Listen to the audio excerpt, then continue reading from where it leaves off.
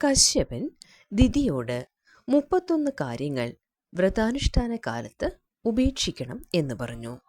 അത് ഏതെല്ലാമാണെന്ന് നോക്കാം.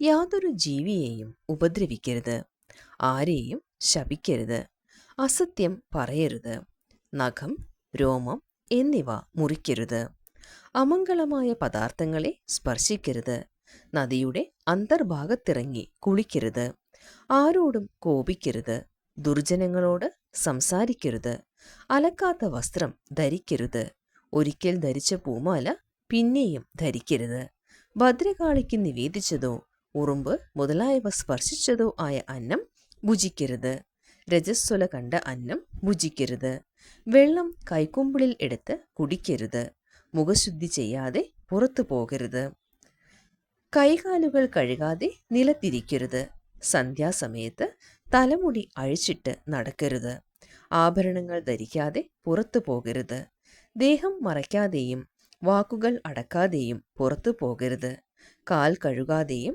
മനസ്സ് ഏകാഗ്രമാക്കാതെയും നനഞ്ഞ പാദത്തോടു കൂടിയും വടക്കോട്ടും പടിഞ്ഞാറോട്ടും തലവെച്ചും അന്യ സ്ത്രീജനങ്ങളോടു കൂടിയും പ്രാതസന്ധ്യ സായം സന്ധ്യ എന്നീ സന്ദർഭങ്ങളിലും കിടക്കരുത്.